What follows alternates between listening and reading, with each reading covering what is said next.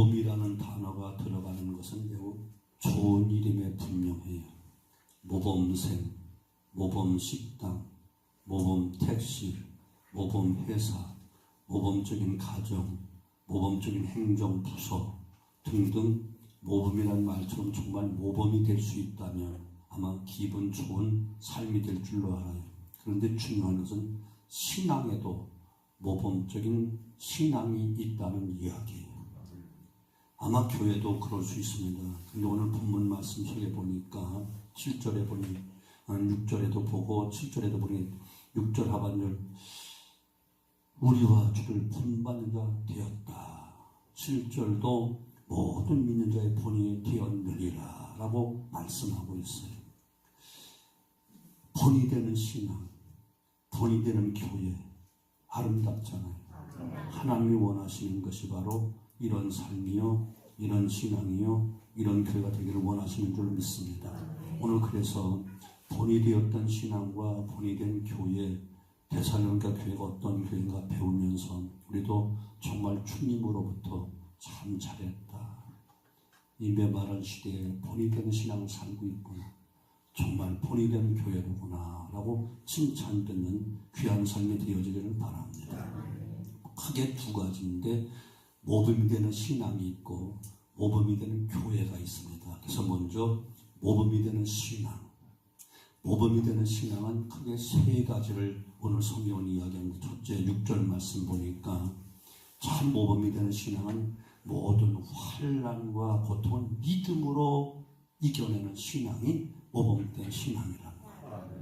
데살로니가 성도들과 교회는 어떤 어려움이 있었는가? 그들은 큰 환난이 있었는데 세 가지 어려움이 있었어요.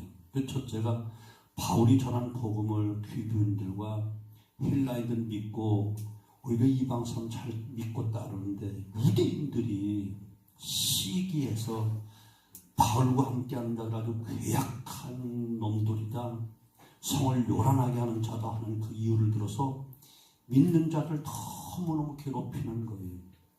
사도행전 17장 1절 9절에 나오는 이야기예요. 불량자들까지 동원해가지고 때를 지어서 다 해방하고 성을 요란하게 하면서 얼마나 믿는 자들을 괴롭히고 핍박을 하는지. 그러나 데살로니가 교회 교인들은 그 모든 어려움과 고난을 다 믿음으로 이겨내는 삶을 살아가는 거예요. 그리고 오늘 성경은 바로 이와 같이 많은 환난 가운데서 성령의 기쁨으로 말씀받아 우리와 주를 본받는 자 되었구나. 많은 환난 가운데서 우리는 조그마한 어려움만 있어도 불평원망하고 하나님 살았습니까? 죽었습니까? 왜 나를 버리셨습니까? 믿을까요? 말까? 온갖 말을 다 하는데 그들은 큰 환난도 믿음으로 꾹 참고 이기는 교회, 이기는 성도, 이를 바로 본이 되는 신앙이다. 이렇게 이야기하는 거예요. 두 번째는 유대인들은 바울의 복음을 들은 자들의 행동을 감시해서 그냥 잠시도 편하게 살 수 없어. 생활을 다 통제하는 거예요. 가는 곳마다 제재를 주고 하는 일마다 핍박을 받는. 초대교회는요, 예수 믿는다고 하면서 신앙을 고백하게 되어지면 생활의 제한을 많이 받았어요. 오늘날로 말하면 슈퍼나 그런 데 마음대로 못 가게 하는 거예요. 출교를 당하면요, 주민등록증이 없는 거라니까. 그래서 마저 죽어도 한 푼을 못해. 그래서 생활의 통제가 많은 거예요. 어디를 가도 통제를 받고 규제를 받는 거예요. 초대교회는 근데 이것도 다 믿음으로 이기고 극복하는 거예요. 세 번째는 직업을 갖는 일에 있어도 큰 어려움을 겪는 거예요. 성도 여러분, 그러면 초대교회 성도들이 왜 이와 같이 큰 환난도 또한 생활의 큰 억제와 통제를 받으면서 심지어 직업을 갖는 것도 큰 박해와 규제를 당하면서 왜 이와 같은 믿음 생활을 하려고 할까? 성경이 말하는 그대로 믿음을 지키는 것은 세상 어떤 보석보다도 귀하기 때문에. 그래서 베드로사는 금보다도 귀하다라고 이야기하는 것이고, 욥기서 23년 10절 우리가 가는 길을 그가 하시나니 우리를 훈련과 연습 정금같이 나오게 한다. 세상 어떤 보배보다 이 믿음이라는 보배는 가장 소중한 보배이기 때문에 초대교회 교인들은 이 믿음의 소중함을 알았다니까. 그래서 생활의 규제를 받고 큰 핍박과 어려움을 당하고 있지만 또한 직업을 갖고 넉넉한 생활을 할 수 있는 좋은 조건만 예수만 안 믿으면 얼마든지 길이 열릴 터인데 그만 믿음 하나 지키려고 직장을 변변히 가질 수가 없어. 채용을 안 해줘.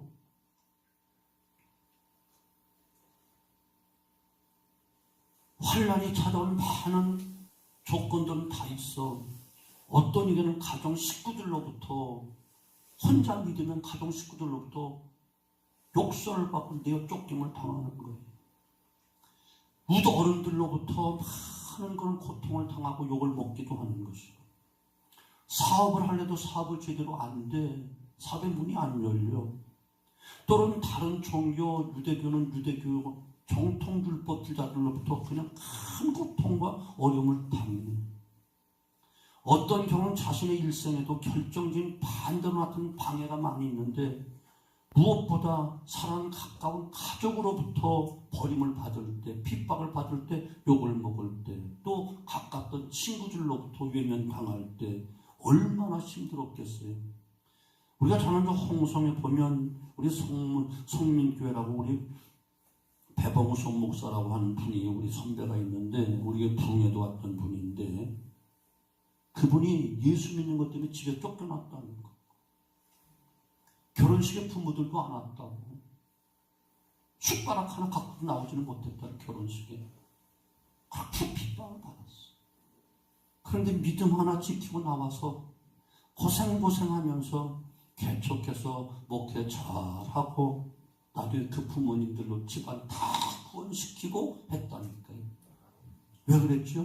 바로 믿음은 어떤 보석보다 보화보다 귀한 것이기 때문에 그럽니다. 나 이제 그만 믿을 거야, 안 믿을 거야.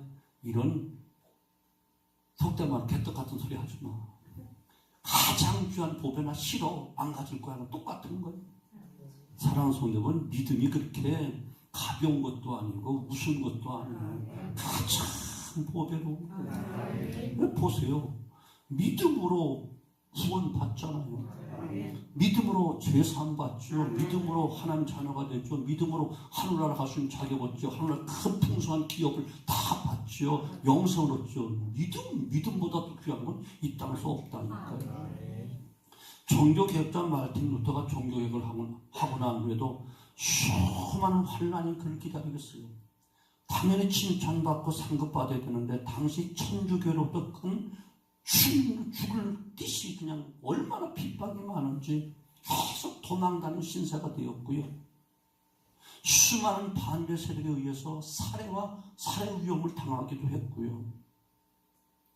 평신도들이 서민들이 쉽게 성경을 읽을 수 있도록 독일어로 된 쉬운 성경을 번역한 그 일에도 얼마나 핍박이 많은데 심지어 또 악한 마귀조차 나타나서 죄인됨을 네가 이와 같이 추한 죄인이 아니야. 너 이런 죄 짓고 이런 죄 지었잖아 하고 죄 지은 목록을 쫙 적어가지고 와서 이렇게 죄 많은 인간이 무슨 성경을 번역한다고 하니 하면서 사탄이 해방을 놨다니까요. 그러나 예수의 이름으로 다 물리치고 이기면서 종교개혁과 함께 서민들이 다 성경을 보고받고 성경을 읽을 수 있는 그런 환경을 만들어줬다. 환란을 믿음으로 이기면 큰 상급이 준비되어 있다니까. 현재 고난은 장탄한테를 영광하고 좋게 비교할 수 없다라고 성경을 이야기하잖아요. 여하튼 오늘 성경대로 보면 환란을 믿음으로 극복하는 신앙이 바로 본이 되는 신앙이다.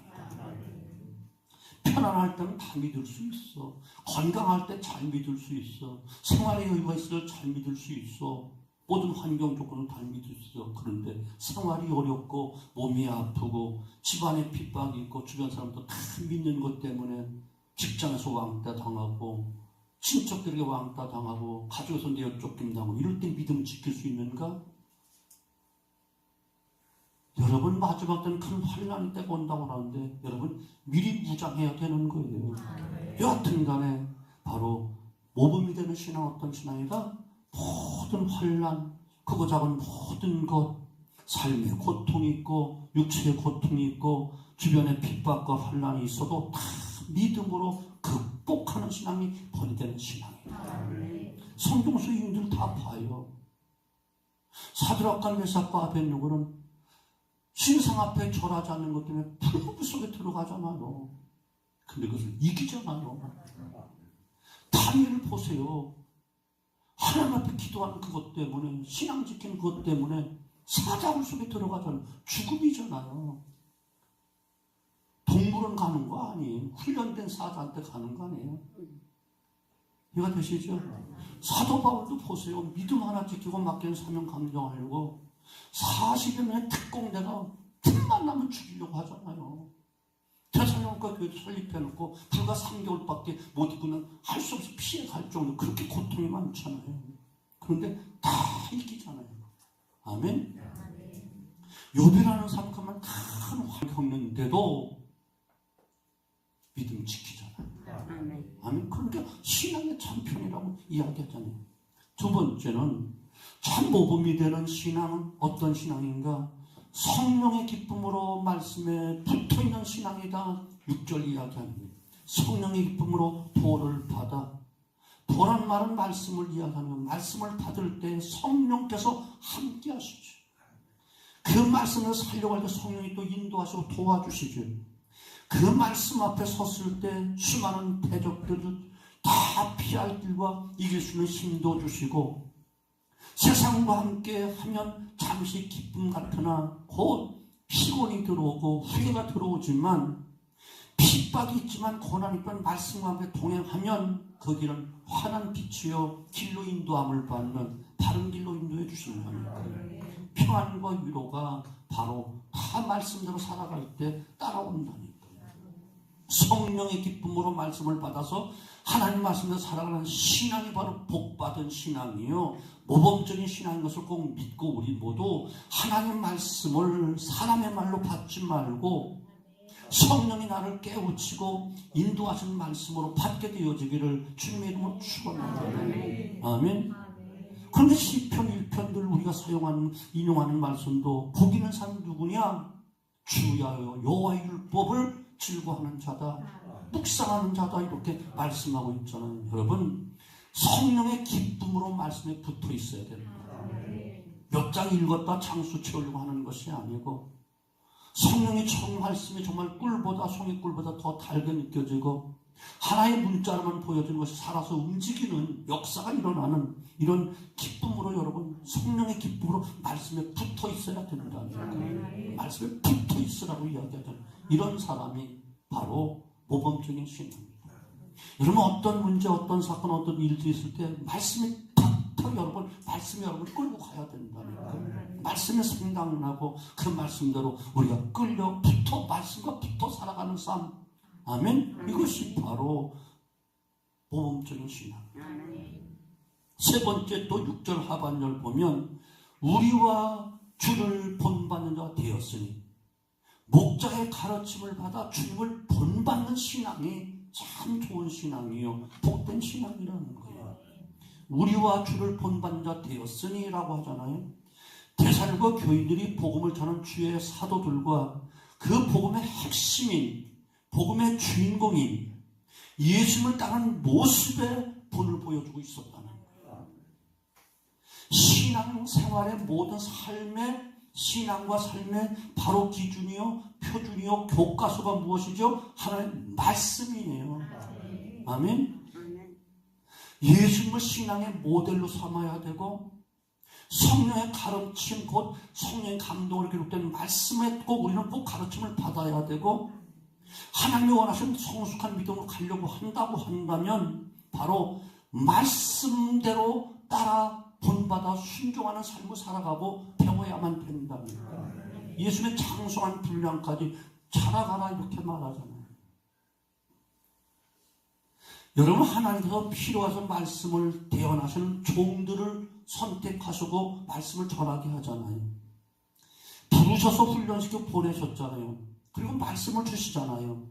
그러므로 여러분 개인적인 어떤 사적인 것 말고 신앙적인 면에 있어서는 저와 여러분 같이 배워가야 된다. 같이 배워가야 된다.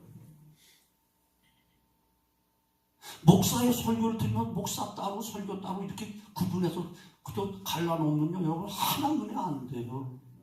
목사가 전하는 말이 설교고 하나님 말씀으로 안 들리면 어떻게 복이 되겠고 복을 빌어주는 기도가 어떻게 은혜가 되겠어요. 목자를 따르지 못한 신앙은 자기 기준으로 자기가 정해놓은 그것만큼만 신앙생활 하려고 한다니까. 이게 아주 잘못된 신앙이에요. 나는 다 주일날만 갔다 오면 땡이야. 나한테 권면하지 마. 이건 자기가 주잖아요. 아무 의미가 없잖아요. 나는 딱 주일날밖에 없어. 주일 저녁까지는 그냥 나가 죽게. 이게 무슨 신앙이에요? 아니에요. 가자는 데까지 같이 십자가지고 가는 거예요. 아멘? 같이 가는 거라니까. 그렇다고 바울이 말한 그대로 그 통역을 본받는 자가 무엇이냐? 저 목사가 어떤 옷을 입었느냐? 이런 거 본받으라는 게 아니에요. 무슨 향수를 풍겨, 무슨 로션을 바르고, 어느 이발소에서 이발하고, 어떤 음식을 즐겨 먹고, 어떤 취향의 삶을 살아가는 거, 이거 배우라는 게 아니고, 육신적으로 본받을 것은 필요 없지만, 그 신앙과 그들과 함께 역사하시는 복음과 성령의 역사를 본받아야 된다. 이거 되시죠? 이걸 본받아야 된다. 고린도 11장 11절 사도 바울이 뭐라죠? 내가 그들 본받는다 된 것처럼 너희도 나를 본받는다 되라. 사도 바울 본받으라는 거예요. 그럼 사도 바울 본받아서 다 선견하고 고통당하면 그렇게 하라는 얘기예요? 그건 아니고 그가 얼마나 주님을 사랑하고 얼마나 겸손했고 얼마나 희생하며 주님을 섬겼던가. 마지막 순교 제물 되기까지 주님을 사랑했던 그것을 본받으라는 거예요. 이거예요. 여러분 본준에 비친 여기 있는 연목사, 여러분 담임 목사라면 연목사가 여러분 육안으로 보고 육신적으로 보면 본받을 거 하나도 없어. 내가 알아. 그런데 혹시라도 신앙적으로 복음적으로 본받을 것이 있다면 본받아야 된다는 거예요. 이해가 되시죠? 본받으라고 이야기하는 거예요. 사도 바울이 오늘 그것을 이야기하는 거예요. 6절 하반절 우리와 주를 본받는 자 되었으니. 솔직히 어느 교회든 그 담임 목사가 똑같이 주님 사랑하고 똑같이 교회 사랑하고 똑같이 성도 사랑하고 똑같이 헌신봉사 그거 본받고 그렇게 믿고 살아가면 잘 믿는 거예요. 솔직히 아멘 안 해줘도 괜찮아. 그렇게 내 본의 안 돼서 미안한데 그 종종 어떤 성도는 내가 신앙의 목사님 롤모델이 하는 사람도 있더라고. 내가 그 사람 바라보고 목회하는 거야. 여러분 아멘 안 해도 상관없어. 오늘 성경은 바로 우리와 주를 본받는 자 되었어요. 사도 바울이 그렇게 핍박받고 데살로니가 교회 설립한 지 3개월 만에 쫓겨왔다는 핍박 때문에. 그런데 그걸 보고 왔으니까 그 교인들도 큰 환난과 핍박을 이기는 자들이 되고 본받는 자 되잖아요.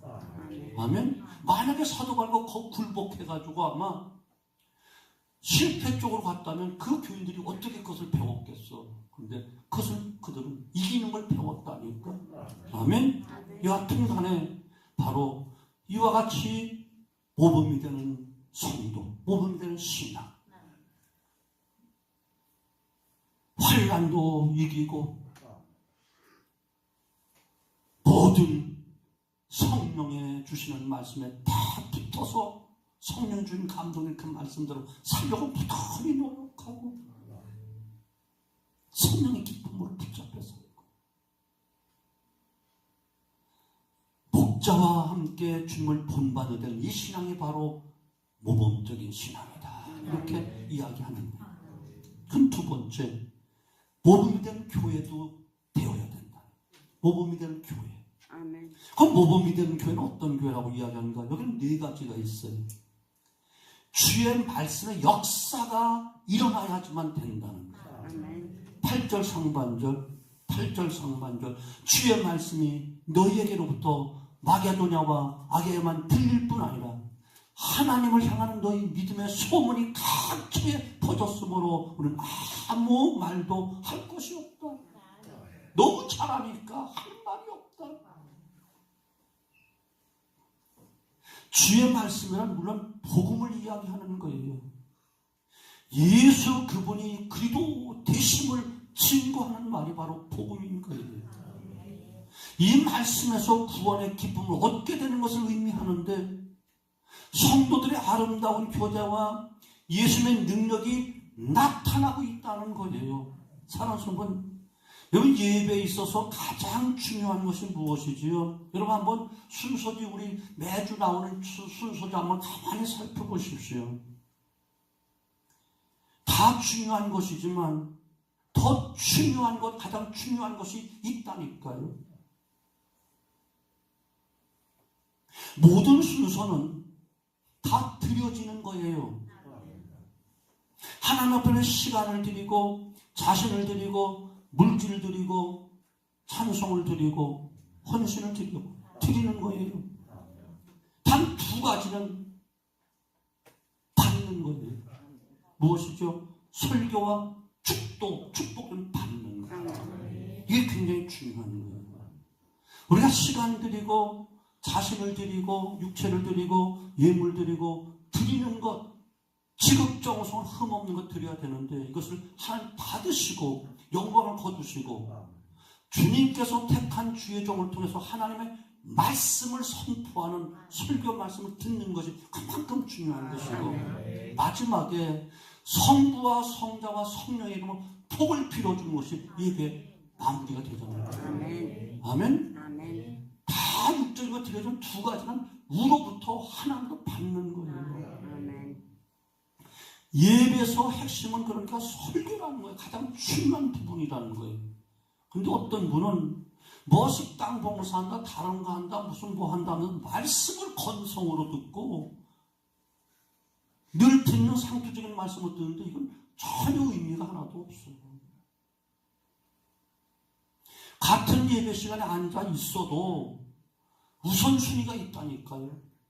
모든 사역을 하고 여전도에 남전도에 사역하고 기관회의도 하고 다 뭐 식당 봉사도 하지만 우선순위가 있다니까요. 뭐가 우선순위일까요? 하나님께 드려지는 게 우선이고 하나님께 받는 것, 이것이 중요하다. 아멘. 이걸 소중하게 여러분 기억하시고 우리 자녀에게 가르치시고 초신자들에서 가르쳐주고 본을 보여줘야 되는 거예요. 이해가 되시죠? 먼저 믿은 분들이 중직자들 이것을 가볍게 여기면 다른 사람도 그렇게 해야 되는 것거리 생각한다니까. 아니요.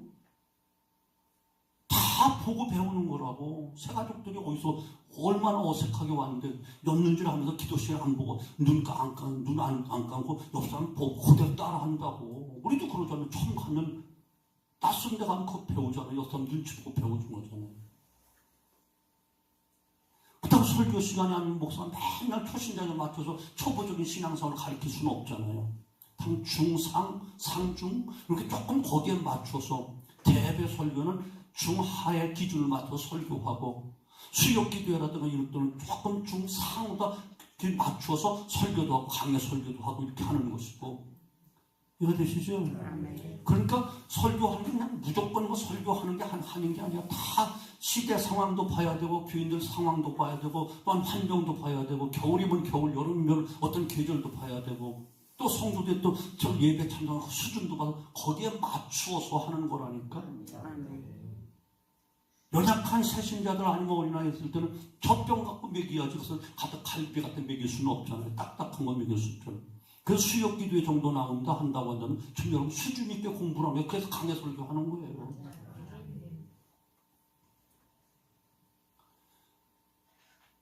그래서 설교 그 목회라는 게 그래서 우리 가까운 우리 교회 지역에 목사를 청빙하는 일이 있었어.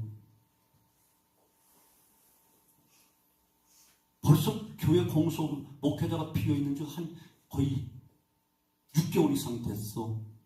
지난주에 공동의 해가지고 한 사람 저 인천도에 있는 목사가 왔다는데 우리 그 부교육자로 있던 김동환 목사가 거기 이력서 넣었다가 한 뭐 3, 40명 모이고 교회는 한 20년 됐겠지. 저 호원동에 있는 교회. 또 가서 교회 흉봤다고 또 맞아 죽을까 무슨 실명을 해가지고. 그런데 아주 똑똑하고 신학교 때 교수 가르치기도 하고 또 조교 역할도 했고 조교하도 하루 정말 외국에서 공부를 많이 한 그런 목사님이 있어서 10년 동안 했는데 코드가 안 맞는 거야 교인들하고. 계속 그냥 막 심지어 방해하면서 그냥 쌈박질하면서 10년을 곁이다가 목사가 얼마나 신경을 썼는지 눈이 안 보여. 그걸 볼 수가 없어. 그래 할 수 없이 사임하고 미국 선교에 그 이름이 있어서 거기 미국에서 좀 있었으면 해가지고 세계 어떤 선교사들 가서 안식년가 들어오고 하면 그때 가서 2달 선교해주고 이런 식의 선교사 파악을 지역 선교를 어디 이렇게 보내면 가서 하는 그런 식으로 해서 갔는데 지금 소식도 없어. 우리 수요기도팀에 또 나와서 그 다음 후임자가 와가지고 한 2년인가 1년 반인가 했는데 6개월 전에 할 수 없도 사임했어. 그래가지고 또 다시 또 이력서 한 6개월 동안 아주 진행을 짜가지고 후임자 찾는데 그 조그마한 건물에 한 5층 건물에 5층에 하니까 내가 들어가봐도 한 2층에 3층에 노래방 있고 밑에 뭐 마트 있고 뭐 도대체가 교회가 잘 보이는 거야. 그런데 이력서가 40통 들어왔어. 근데 거기서 잘라서 딱 두 명 딱 김동환 목사하고 임철 목사인데.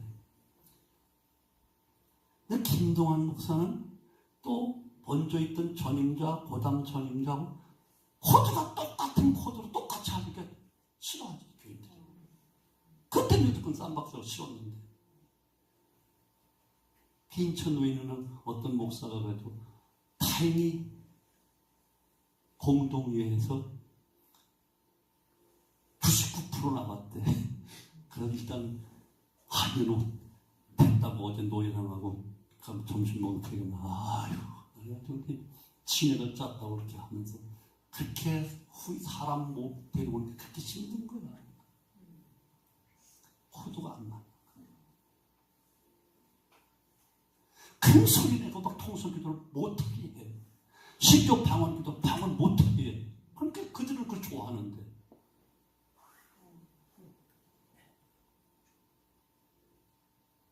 전에 혼동 어떤 큰 교회에서 이렇게 갈라져 나와서 이렇게 만든 교회, 처음에 개척된 교회였거든요.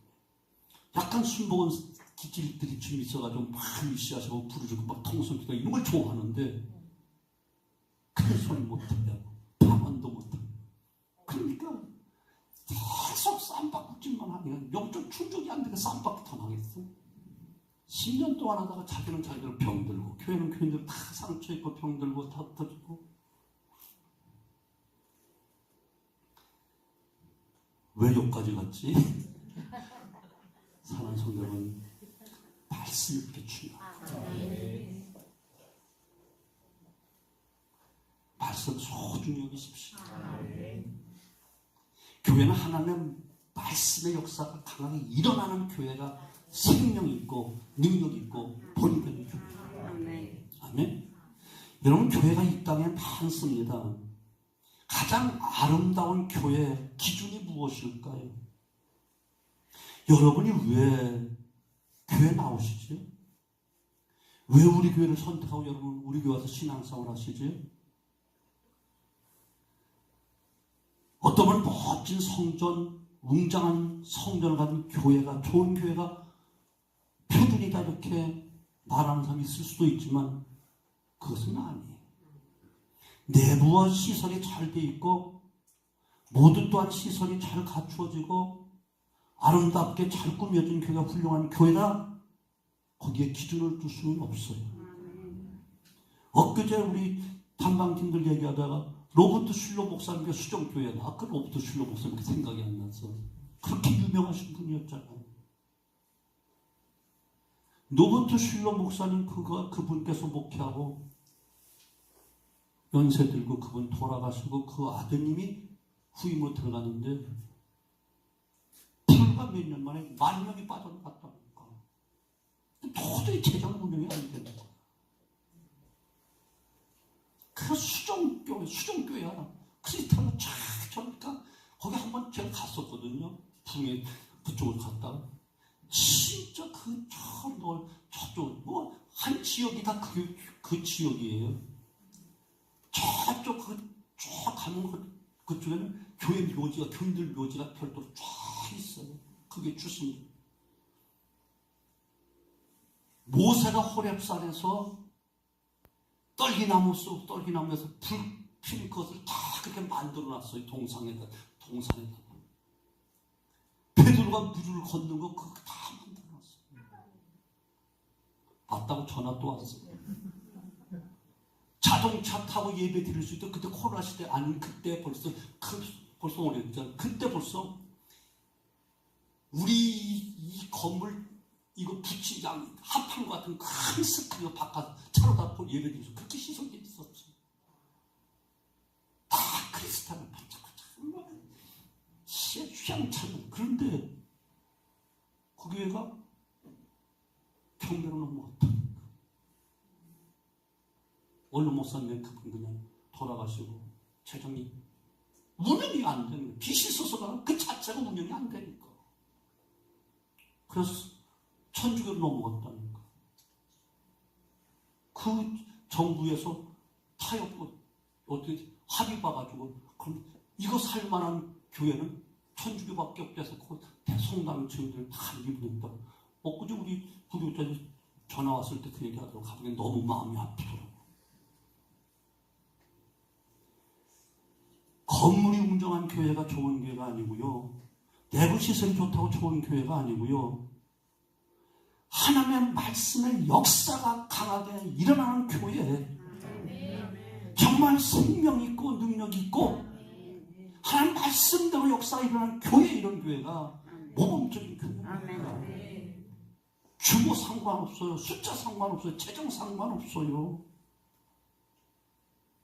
우리 교회는 말씀의 역사가 있는 교회가 되어져야 한다니까. 말씀의 역사가 있어야 돼. 두 번째는 믿음의 아름다운 소문이 퍼지는 교회가 모범적인 교회예요. 8절 하반절 하나님을 향한 너의 믿음의 소문이 각처에 퍼졌다라고 말하고 각처로 표현되는 단어는 여러 지역으로 그 소문이 퍼져갔다는 거야. 성도 여러분, 모범된 교회는 소문한 교회인 줄로 믿습니다. 좋은 소문, 아름다운 소문이 나는 그런 교회가 모범적인 소원이에요. 소문 그런 교회예요. 목회자의 소문이 아름답게 나야 되고 성도의 소문이 막 퍼져나가야 되고 교회가 그 소문이 퍼져나가야 된다니까요. 싸우고 헐뜯고 파장지는 이런 나쁜 교회로 소문나면요 교회 문 닫을 수밖에 없어.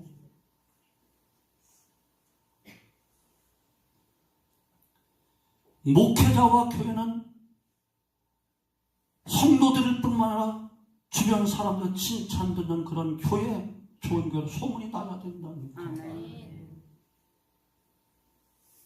믿지 않는 사람들도 좋은 소문 나야 되고 믿는 사람의 소문 나야 되고 칭찬받는 교회와 성도의 복을 받고 더 복을 받게 되어지고 아름다운 믿음의 소문이 많이 나야만 교회가 부흥되는 건 당연하잖아요. 그러니까 마태복음 5장 16절 이같이 너희 빛을 사람에게 비추게 해줘 너희 착한 행실을 보고 하나님께 영광을 돌리게 해라 이렇게 말씀했잖아요. 그러면 여러분 지난 한 해 동안 그 진통을 겪으면서 우리 교회 소문이 그동안 진짜 좋은 교회 소문 났어. 혹은 혹시 좀 오해하는 사람이 나쁜 교회도 이상한 교회를 하려는지 모르겠지만 이제부터 소문내면 돼. 그건 첫사람 천여점 가지고 있으면 돼. 다 조금 있어봐. 누가 나빴나? 여기 남아있는 사람 나쁘다고 그러나 나간 사람 나쁘다고 그럴까? 보라니까. 어제도 어떤 다른 분들 만났는데 다 청창 못하고 다 고아처럼 여기 가서 하고 저기 가서 하는 찔끔찔끔 거짓 신앙을 버려야 된다니까. 그 얼마나 불쌍해요. 이제 가서 어디 가서 아무리 잘해본들 언제 인정받고 다시 장로 취임하겠고 언제 권사 언제 안수주사 취임하겠고 원래 반푼도 없어요. 안 돼요.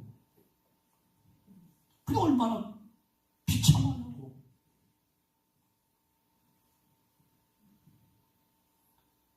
여러분 세 가지 자랑만 하면 돼.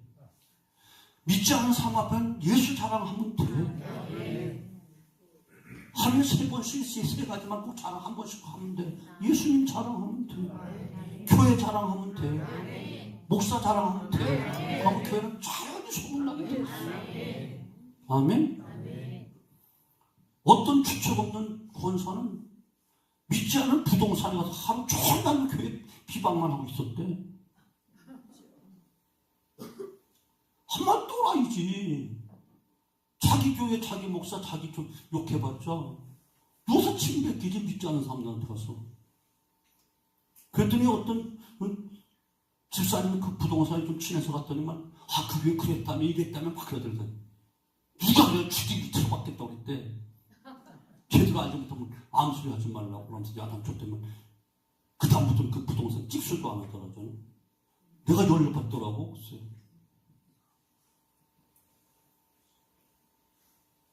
예수님 자랑, 교회 자랑, 목사 자랑, 더 나가서 권사님 자랑, 장로님 자랑.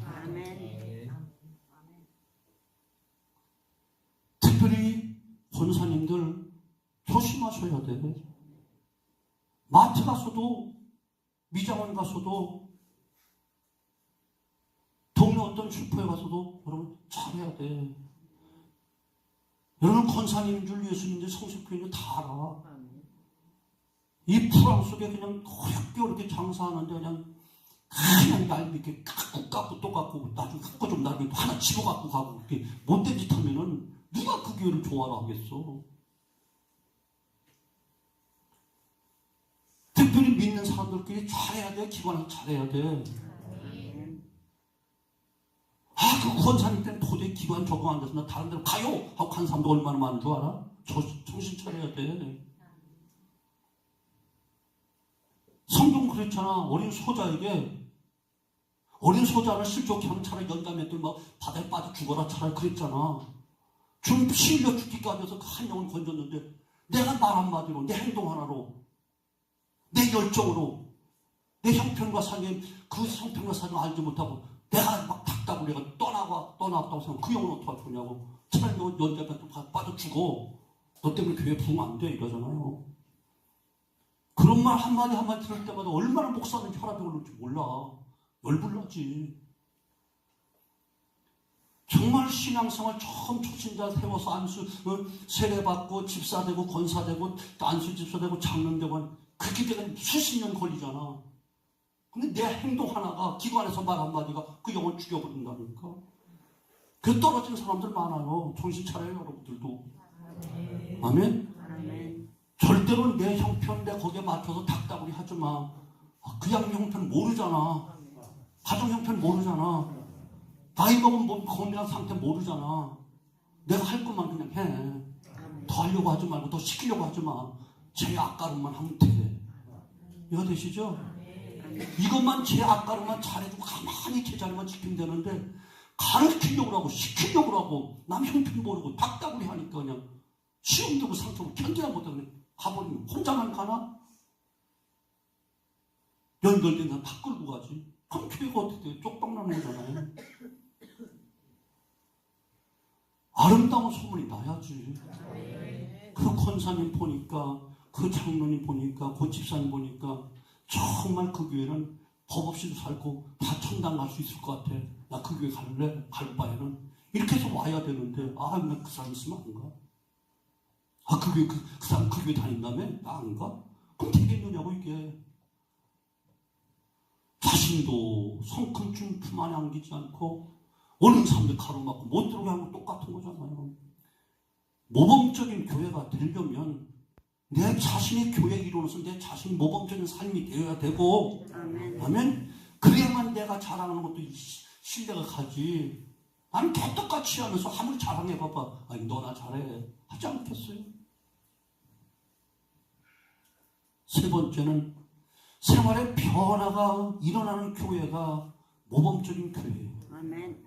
오늘 본문 말씀 보니까 바로 우상을 버리고 구절 말씀. 그들이 우리에 대해서 스스로 말하기를 우리가 어떻게 너희 가운데 들어가는 자와 너희가 어떻게 우상을 버리고 하나님께 돌아와서 살아계시고 참되신 하나님을 섬기는 자. 우상을 버리고 대살과 교회 교인들은 복음을 받아들인 지 얼마 되지 않았는데 그의 삶의 변화가 일어나기 시작했어. 지금까지 자기들이 행했던 모든 삶을 완전히 바꾸는 거예요. 이게 우상이라는 말을 원어는 에이딜론이라는 말인데 외형적인 모양과 이방신 이런 개념으로 이야기하는 거예요. 대살과 교인들은 대부분 헬라 이방 사람들이기 때문에 다신교 우상을 섬기는 사람들이 대부분이었어요. 그런데 복음을 받아들이고 더 이상 참신 하나님을 믿고 예수 그리스도를 발견하고 나니까 자신들이 지금까지 섬겼던 그 우상들이 아무것도 아닌 걸 깨닫고 단번에 끊어버릴 용기를 가졌다니까 생활의 변화가 일어났다는 거예요. 아멘. 제가 처음 신학교 1학년 때죠. 언젠가 얘기해서 양쪽에 배 터져가지고 제가 그냥 수요일날 설립 예배 드려놓고 그냥 그 다음 주일부터 제가 가서 그냥 그 양쪽 폐가 터져가지고 서울 국립의료원에 바로 입원하니까 그냥 나는 싫다고 그랬는데 집사 소리 듣는 것보다 그래서 전도사님 소리 들어가면서 우리 교회 와서 봉사 같이 하시오, 같이 개척합시다 도와주세요. 그래서 주일학교 맡기로 했는데 주일학교 숫자도 없는데도 맡기로 했는데 수요 예배 때 설령 예배 드리고 금요일 쓰러졌으니까 어떻게 잘못 걸려들었지. 첫 주부터 다 내가 해야 돼. 교인이 있든 없든 내가 대배 설교도 해야 되고 새벽 기도도 해야 되고 철학 기도도 해야 되고 수요도 해야 되고 그때는 신학교도 다녀야 되고 직장도 다녀야 되고 그냥 교회도 해야 되고 그야말로 잠잘 새가 없었어. 그런데 그 양반은 병원에 있고 그 와중에 그냥 내가 하는데 그것도 하나도 역사더라고. 교회는 또 부흥되더라고. 또 8개월을 이렇게 봉사했는데 그때 80명 됐어. 근데 그 중에 한 3, 4개월인데 독산동이었는데 교회는 구리에서 어떤 무당 우리 집안에 있는 모든 그 섬기는 거 불상서부터 날카로운 칼 뭐 하여튼 5만 가지 다 있더라고. 하고 자기 집 주변에 그냥 바깥에 그 마당에다 걸어놨던 빨간 줄 노란 줄 그런 것까지 다 무당집이니까 딸하고 둘이 사는데 이거 예수 믿고 난 얘는 팔려 살려고 정말 예수 찾는 이것을 치워야 되겠나 무서워서 못 치우게 치워도 할래. 내가 유명한 줄 아는가 봐. 그래가지고 또 구리까지 와가지고 그 당시 공터가 있죠. 공터에다 다 불상 내다 놓고 뭐 그냥 뭐 하면 이거 뭐 한 방에 가득 차 있는 것도 내다 놨으니까 그래가지고 그걸 한나절을 태웠어. 다 태웠는데 얼마나 두 모녀가 신앙생활 열심히 하는지 그거 대단하더라고. 그렇게 처음 믿는데 다른 신을 섬기던 그 열심히 하나님 섬기는데 열심으로 섬기는데 절대로 안 빠져. 유명한 무당이었어. 작두를 탔으니까 날카로운 칼춤 추면서 이름은 생각 때 하도 알고 오래돼서 생각이 안 나. 벌써 한 거의 50년, 40몇 년 전이니까. 오늘 대선과 교회가 그랬다는 거야. 헬라의 문화 속에 다신교, 다신우상성인 그들이 예수의 복음을 받아들이고 우상을 헛된 것이다. 단번에 끊어버렸다는 거예요. 대단한 용기죠. 이것이 바로 성도들에게 주시는 말씀의 능력이고 성령의 역사고 삶의 변화라니까. 이런 소문이 나면 교회가 부흥될 수 있어요. 여러분들 다 눈이 들어서 알겠지만 우리 교회도 부흥된 게 처음 1년 한 반년 지난 다음에 내가 이대로 안 되겠다 싶어서 3배 부흥 3배 축복 타이틀 걸고 위대한 기도가 20일 금식 기도했잖아요. 근데 하나님은 정말 축복해 주는데 그때 두 번째 부흥회를 했었어. 첫 번째 부흥회는 삭개오 전도사는 저 구리에 사는 어떤 전도사님인데 김순례 전도사라는 이름도 안 잊어버려요. 그분은 어려서 태어나서 절에서 40여 년 살았어. 그러니까 글을 하나도 몰라. 처음에 인천 항구에 딱 거기서 내려와가지고 버스가 옆에 저 큰 차가 저 새끼라서 저 버스 택시가 새끼인 줄 알았어. 그 정도로 세상 물정을 몰라. 시계 사러 가서 큰 괴종을 시계 산다. 저 조그마한 건 그냥 덤으로 주세요. 시계 이게 더 비싼 거잖아. 이걸 덤으로 줘. 그 정도로 무식했어. 그런데 그분이 얼마나 예수 믿기 시작하고 은혜를 받았는지 정양수 목사 중랑천의 중량교회 그 목사님 그분이 유명하신 분이 있었어. 그분이 구리 그 교회 부흥회를 갔는데 그 김순애 전도사가 부흥회를 한다니까 은혜 받으러 가려고 은혜 준다니까 이불 소총 뜯어가지고 다 따랐어. 은혜 받아갖고 오려고. 그 정도로 다 순수하고 깨끗하고 세상 물정 모르는 거야.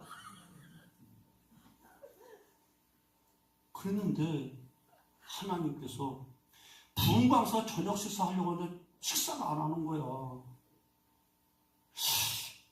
목사님 밖에 누가 있습니까? 성령이 자꾸 들어오라고 합니다. 근데 나가 보니까 그 김순례가 조금 신앙상 한 몇 달 됐을 때겠지. 강사를 섬기고 싶은데 너는 무식하고 촌스럽고 너는 복만 밥만 떼고 불만 떼고 우리가 다 수발들께도 권사님이 다 하고 구박을 하는 거야. 그러니까 거기서 눈물이 철철 흘면서 이거 그냥 불 떼고 있는 거야. 그 여자 들어오라고. 담임 목사님 오늘 나에게 약속 안 합니다. 부흥 안 합니다. 무슨 약속이죠? 이분 전도사로 임명해 주세요. 성령이 강하게 역사하십니다. 그 강사가 부흥해 가지고 첫번 밥 먹기 좀 그러니 어떡하겠어? 일단 알았습니다 했지. 순종하겠습니다 했어. 그 당시 구리에 거기 한 700여 명 모이는 교회인데 몇 년 후에 1,500명인데 거의 절반을 다 그 여자가 다 전도를 했어요. 손만 얹으면 나. 손만 얹으면 나. 우리 교회 첫 번 부흥회가 바로 그분이었어. 근데 강사 모실 집이 없어가지고 순복음교회 다니는 이웃교회 어떤 집사님이 그 안방을 내주고 자기는 어디 갔다 온대. 그 안방 그 빌려서 강사 모셔놓고 했는데 신기한 것은 성경 찬송가 그 당시 옛날 찬송인데 전체를 몇 장만 그냥 나와. 근데 읽으면 못 읽어. 그 신기하잖아. 놀라워 진짜. 뭐 사모도 있고 그 좀 말하면 쉽게 아마 신강경은 기억이나 그때 있었나 몰라요. 찬송 몇 장 하면 그냥 바로 그냥 불러 그냥 한 목소리도 크고. 근데 손만 얹으면 나. 영국가 있는 우리 병화 목사가 무릎이 아파가지고 관절 때문에 맨날 쩔뚝거리고 그냥 고생하고 있는데 그냥 아프단 말도 안 하고 어디 아프단 말도 안 해. 딱 가서 가면 벌써 아픈데 손을 딱 대면 끝이야. 그러니까 지금까지 안 아프대. 희한한 능력이 있더라고 그분한테. 그 후 전 세계적으로 다 부흥에 다니대. 하나님이 하시는 역사는요 놀라워요. 아멘. 놀라워요. 찬송 그냥 막 부르는데 어떻게 하는지 또 이해가 안 돼. 그냥 읽으라면 못 읽어. 근데 또 쓰면 또 나와. 거짓말 같은데 거짓말 같은 진짜야. 믿거나 상관없어. 그런 분도 있더라고. 그렇게 생활의 변화가 일어나니까 순수하고 깨끗하니까 하나님께서 전폭적으로 들었으면 난 놓고 기억 다 모르는 사람도 그냥 피면 읽고 그냥 피면 노래가 나오더라고. 절대로 우리 머리로 하는 게 아니야. 지식으로 하는 거야. 성령의 능력과 성령의 지혜로 하는 거예요. 대단했어 그 양반. 김순례 교사는 지금 그분 돌아가셨을까. 근데 한 가지 안 맞은 게 있어. 나들 한 줄 부흥하는데 너무 그냥 초라하게 부흥을 하니까 70년 어머니하고 갓 결혼한 사모하고 하는 거 없죠. 전도사님 할 수만 있으면 좀 넓은 데로 도예지로 학생들만 300명 있으니까 목사님, 전사님 그 열정 가지고 좀 크게 부흥시킬 수 있을 것 같은데 여기서는 좀 어려울 것 같네요. 할 수만 있으면 달리 생각해보세요. 이 말하고 가더라고. 그런데 내가 그럼 그 순종하고 가야 되겠어? 기도했지. 그러면서 하나님 정말 가야 되나요? 순종해야 되나? 그런데 우리 형이 그 당시 신앙생활 잘 하지도 않았는데 형이 이렇게 살았는데 어떻게 웬만하면 한음을 팔아. 한음을 팔아요. 그런데 그때 11명 되는 학생들이 눈에 밟혀 저것들을 내가 버리고 하면 저를 어떡하나 싶어가지고 그래 나는 여기서 그냥 견디겠다 했더니 지금까지 여러분 만났어. 지금까지 살아. 그거 하나만 안 맞은 것 같아. 그분한테 나를 생각해서 했겠지. 어떤 변화가 일어나야 돼. 어떤 변화가 일어나야 돼. 아멘. 우리가 그때 부흥하고 그 다음에 이명주라고 하는 집사님이 있었는데 그때는 천주교 40년 다녔어요. 그 친정어머니가 우삼순학 할머니야. 저 신살이 살았어. 그런데 16살에 시집 가가지고 19살 때 귀신이 들어갔어. 자식을 낳기를 7을 낳는데 아이가 막 6살, 7살 돼서 옛날 시골에서 그냥 메뚜기 잡고 철렵하고 막 옛날 다 시골엔 그렇잖아요. 그 아이들이 막 펄떡펄떡 할머니가 볼 때 딱 보면은 뭐가 시커멓게 딱 덮치면 애가 앓다가 죽는 거야. 가섯을 잃어버렸어. 거기 할머니는 그냥 껐떡하면 그냥 막 그냥 귀신이 막 간질리면 막 깔깔깔 웃고 막 미친 짓을 하고 때로는 또 막 또 슬프면 통곡하고 막 울고 하더니 조석으로 변해 귀신이 그렇게 저기 하는 거야. 어떻게 귀신이 들어갔는가 하면 16살에 시집 갔는데 그 남편이 또 그냥 들로 사는 저 도에도 다른 지방 다니고 뭘 한다고 쫓아다니고 그 새색시를 갖다 그냥 자기 줬는데 너무 힘들어하니까 친정 좀 갔다 와라. 한 3일 친정 갔다 왔는데 그 사이 그 신흥만주가 물에 빠져 죽었어. 죽은 시체를 갖다가 아무도 아직 없으면 그 신혼방 거기다 나온 거야. 하고 장사 치는 거야. 근데 갔다 와서 딱 친정에 갔다 왔는데 그날 밤에 뭐가 시큼하게 쑥 들어갔어. 그때부터 그렇게 된 거야. 걔 구슬해도 안 되고 뭐 오만가지 40년 동안 그렇게 했다는 거야. 천주교만 40년 되고 굿도 하고 뭐 그때가 몇 살인가? 69세였어.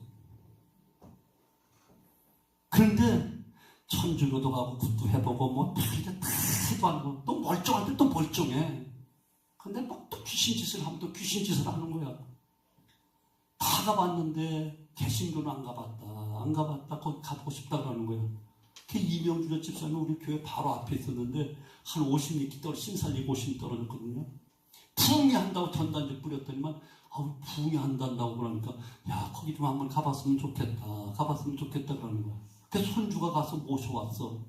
부흥의 첫날 딱 했는데 3층의 교회였거든요. 개척 지팡이 들고 딸 가라 올라와 하고 예배를 딱 했는데 이렇게 다 여기 다 조그만하잖아.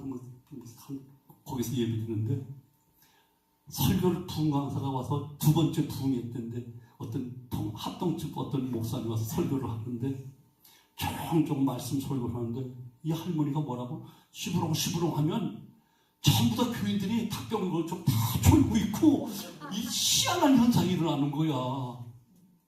그런데 그렇게 풍에 지나가는 거잖아. 너무 속상하잖아.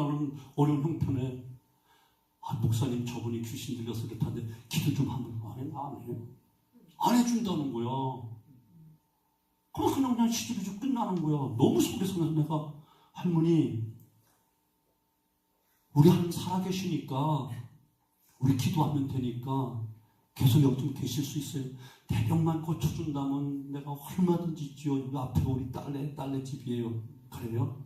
그러면요, 매일 저녁마다 교회 오셔서 기도받고요. 낮에는 또 할머니 집에 가서 예배 드릴게요. 그래서 그 다음에 월요일 부흥회 주일 지난 월요일날 다 근데 3층에 그 할머니가 따라가라 지팡이 짚고 올라오는데 소름이 웃었죠.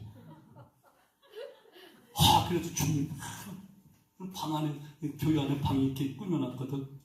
그 뭐 사람도 없었어. 그냥 뭐 그때 누가 있었는가 몰라. 하여튼 몇 명 없었어. 찬찬한 주님의 사랑과 막 찬송을 부르는데 할머니도 따라하는데 갑자기 나를 되게 싫어하고 황비를 그냥 뚝 떨어졌어. 내가 얼마나 힘이 센지. 그 다음부터는 이거 잘못 걸린 거야. 내가 새벽에 또 그 양반이 또 정확하게 3시만 되면 오네. 새벽 5시가 새벽이면 3시만 되면 올라와나 쳐야 할 때고 머리가 쭈삣하고 등골이 오싹한 거야. 그냥 잘못 걸린 거야. 낮에 또 그 집에 가서 또 신방 드리면은 그때 유인자 집사님 처음 시집 와가지고 겨우 일을 한번 들어가 권사님이 신방이 들어갔다 오더니만 입이 이렇게 무서워서 못 가게 또 안 온대요. 그래서 사모하고 나 둘만 갔나 했더니 그렇게 가는데 가면서 주님 살아계시잖아요. 주님의 보혈을 믿습니다. 아주 죽을 맛이야. 지금 가서 하는데 한 주 내내 무서워서 손을 못 대겠어. 얼마나 무서운지. 한 주 지나고 간절히 보혈 찬송 부르고 싶지 않은데 내 속에서 배에다 손을 탁 얹고 나중에 그냥 귀신을 떠났을까 안 떠났을까요? 그럼 얼마나 좋겠어. 안 떠났어. 근데 할머니가 하는 말은 있었어. 내 속에 귀신이 집을 짓고 있었는데 이게 허물어지는 게 느껴진대. 그럼 신나잖아. 이렇게 한 달을 다녔어. 죽기 전에. 20일쯤 지나가니까 이제 다 나갔대. 할머니가. 근데 그 순간 아니다? 성령이 아니다? 보이게 들어와서 할머니 눈에 보이게 나가든지 내가 눈에 보이게 나가는 게 보여지잖아요. 확인이 돼야 되니까 그 열을 더했어. 정확하게 한 달 했는데 막 이런 예배를 마치고 집이 들어와서 막 너무 한여름 더우니까 막 샤워를 하는데 급하게 전화가 온 거야. 빨리 좀 오래 큰일 났대. 쫓아가 보니까 할머니 앞에서 할머니에서 나온 귀신이 그 옆에 그 딸 그게 덮쳐버린 거야. 그게 미친 짓을 하는 거야. 그 딸도 나이 많았지 그때. 거의 그때 막 그 당시 한 40, 50대 됐을 거야 아마. 그래 가서 다시 기도하고 그때 나가버렸어. 그리고 19년을 더 사시고 예수 잘 믿다가 돌아가셨어요. 우삼순 할머니라고. 그때부터 그 딸이 부교자 10명보다 더 잘해. 저게 영롱한 교회라고. 우리 어머니 69년 된 귀신도 내쫓았다고. 동네방네 소문내가지고 그때 부흥됐어. 소문나는 교회다. 그때는 유명했어 우리 교회. 그때 귀신 내쫓고 그냥 막 용산으로 불려다니고 막 그냥 이태원으로 불려다니고 또 박미숙 권산에 어떤 또 뭐 친척 누구 또 귀신 들렸다고 하고 많이 불려다녔네. 일단 소문이 나야 돼.